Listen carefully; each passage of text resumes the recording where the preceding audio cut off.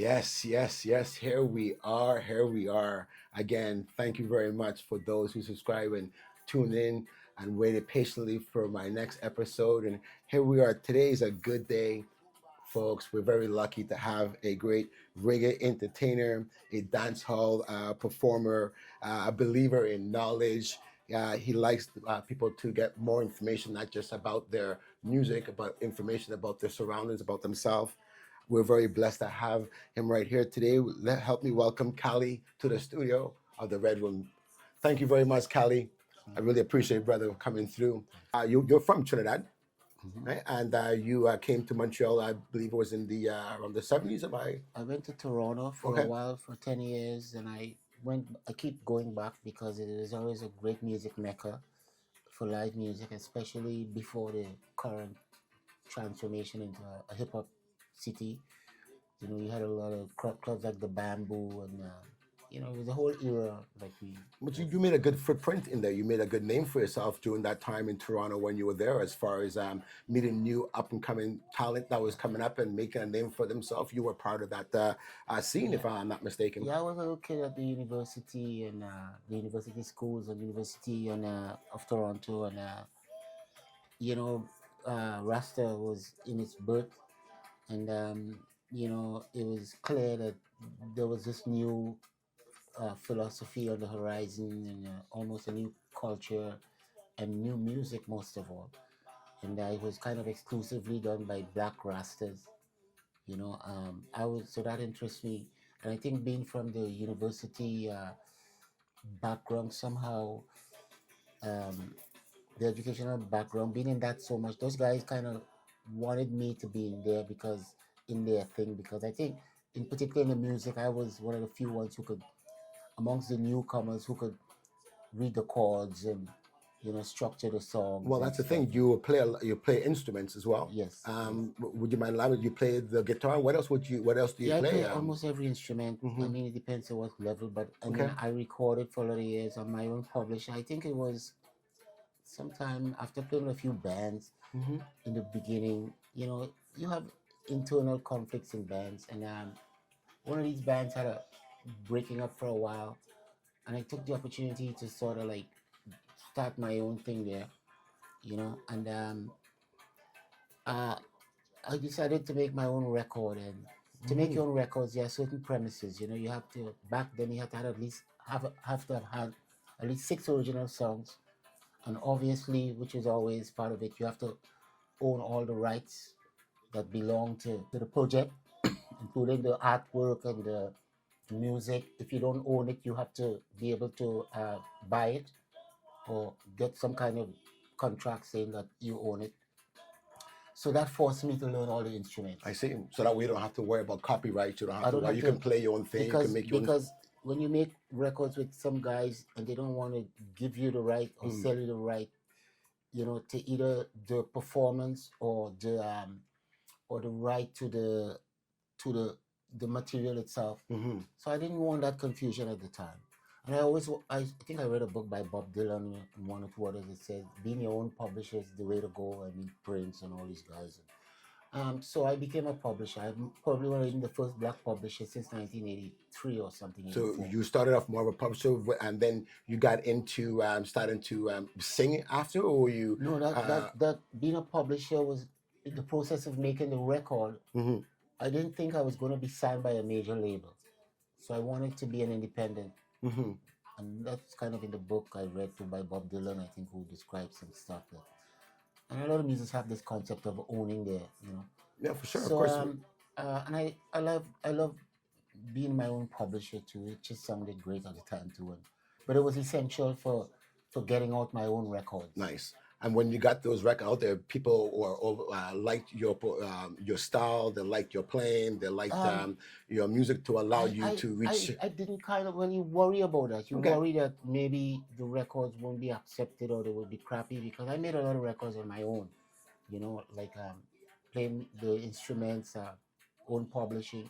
And publishing is a formal thing. In other words, if I didn't publish those records with SOCAN, Mhm. who don't know SOCAN, it's the Society for Royalties and stuff and Performances and stuff. Um, I wouldn't have had I wouldn't be able to formally get them to be distributed I see. at the I time. see. Of Sam the course. Records Man or Yeah, Sam the Record Man. HSB, That's right. That's right. Big my time in back distributor then. probably won't touch it because they don't want to sell something that the rights are not consolidated, and the Of course. consolidation of the rights for SoCan and these people who are collecting the money Of is course. really important. So you had to go through you had a publisher's agreement you had to have with them and a writer's agreement. Of course. You know, But it's good to know both sides, so that way yes, you don't, in the long run, get yes, yourself in a deal where yes, you're gonna end up regretting it. yes, So you also like knowledge. You say yes, you still attending school and so yes. forth. Is that something that you also encourage others to do if they're doing music, Well, the or? reason why I did this too, I'm in school right now at a later age, is Hmm. because I spent 30 years away from school. I think it was one of the bands from Toronto took me away from school, Hmm. a college I was going to in Oshawa, Durham College, studying some engineering, and they said you come back, I think, on January the 3rd. I didn't come back until April of my graduating year, so I never completed that. So while I was away playing music for like 30 years, I always wanted to go back to school. I always thought about what it would like sitting in a classroom again with obviously a lot younger people, 17 and 18 and 19 and stuff, you know. But the knowledge is something that Yeah. it doesn't matter what age you are. Knowledge is something that No. everybody should always Yes. acquire.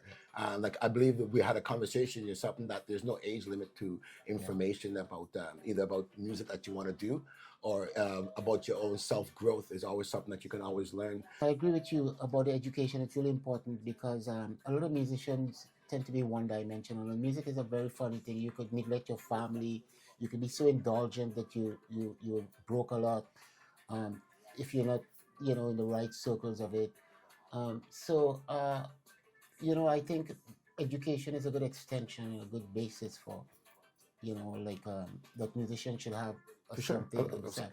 For sure. And for me, I went back to school, like I said, 10 years ago, studying mathematics at the college Dawson there. A lot of things are specialty things. But I think music, like it integrates culture, it integrates politics, it integrates you and your emotions and your feelings. It's educational. I mean, there's so much about music. It's therapeutic to me and to maybe the people that are listening to the songs. So, and educational, if I didn't say that. So, yeah, so yes, music is a great means for, I'm a dub poet. I was I don't know if you know the dub poet in Toronto, like people like Lillian Allen and Clifton Joseph. They're like, I mean, they're spokesmen for the society in an artistic way where, you're not responsible, for any group of people, but you're an artist who are speaking poetry in a political way, Of course. That's what we were saying yeah. even before when we talked before this. Mhm, It's something that's a message that's not, mhm. it's not for everybody, but it's somebody out there that you can reach. Yes. And your music revolves around that. Like another dimension to exactly what we're speaking about, modern mathematics, roots and culture. I mean, you could go to university and study mathematics and physics, but I mean, there's certain things about knowing your people where you have to walk into the ghetto or hang with the poor people in theology. It's about the poor and the destitute more than, anyway, Yeah, the continue. roots and culture. Yeah. So right now, what I like to have people listen to is "My Empress" by Kali. Once again, Dub Inc. Reggae. This one here is really really nice, Kali. Like I Thank said, you. your music has so many different range. It's not just one steady. Like let's say, for example, a dancehall. Dancehall will Yeah, have one that's particular feel. intentional. Yourself, Yeah. you really fluctuate yourself in different feel for That without trying to cut. Yeah, with you yeah, have no. for older people in the older age group, people in Mm-hmm. a middle age group, people in a little Mm-hmm. younger. So Yes. your music and your words attach to so many different Yes. generations. Yes. It's really good to have that.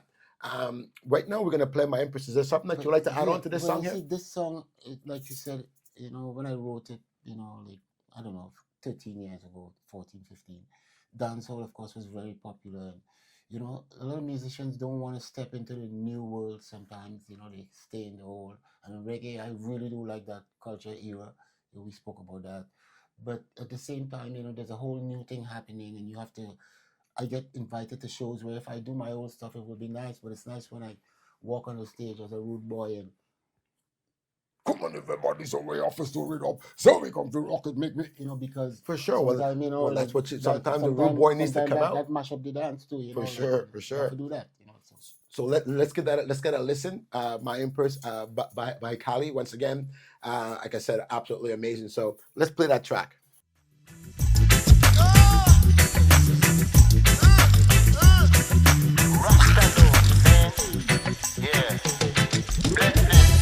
Could you get into the Empress and settle down? Would you be my queen Empress and wear my crown? Could you get into the Empress and settle down? Would you be my queen Empress and wear my crown? Boy, yoy, boy, yoy, boy, yoy, yoy. Boy, yoy, boy, yoy, boy, yoy, yoy. Woman, you be queen of a king. Soon, we talk about the ring. If it's a truth, and thing. Close to you, I will cling. You tell me she loving, yeah. I love and pleasure you forget. If you take your set and brown. I love and pleasure you forget, yeah. Could you get into the Empress and settle down? Would you be my queen Empress and wear my crown? So, folks, there's just a little sample, a little taste of what his magic instrument vocals can do. I was assisted by two musicians in that other project. One who's playing the bass and an engineer, Tim Dub, who's a Juno winner, and like I'm a Juno nominee. So we all are in good company. You're in some good company.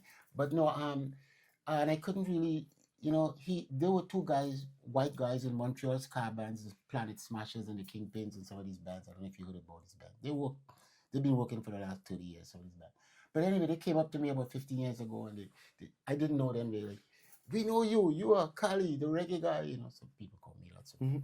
And we want to work with you. And I look at them and I say, but see these two young white kids, say, but you guys sure? I mean, I am kind of a little bit busy, and then they really enticed me, and this is the result. It's an amazing result. A lot of these songs you're hearing that I did about 15 years ago, the result of meeting these two guys. Wow, dude, it was a good combination together. You guys really did well together. Yeah, sir. Really nice. I have to mention it. I'm really glad that you did. I mean, it would be important for them, just in case when again they'll know that the love is still there for sure. How would they be able to get you online? Is there a name that I kind of don't like too much. But on YouTube, they can watch your video on YouTube. They can watch you. They can go to the channel there. Yes. Which is it? I think Haynes Thompson. Hayes 13, Hayes Kali 13.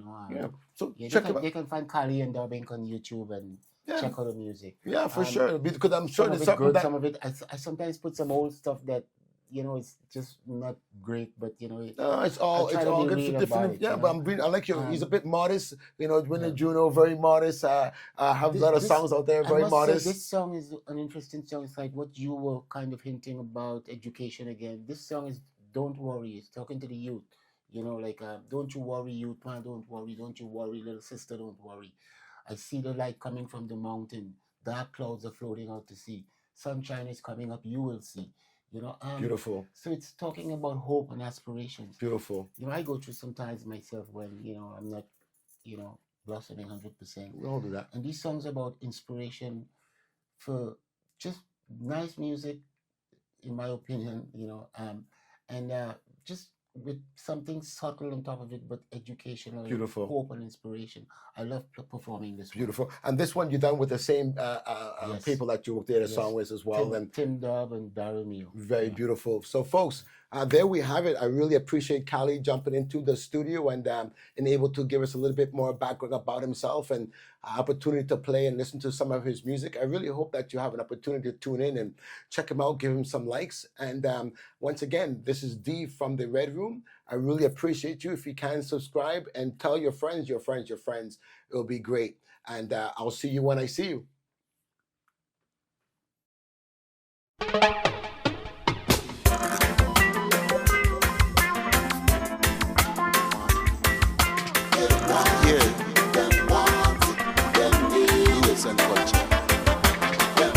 Mumbai, Lagos, Montreal, Kingston. Kingston, London, Tokyo, Sydney, Port.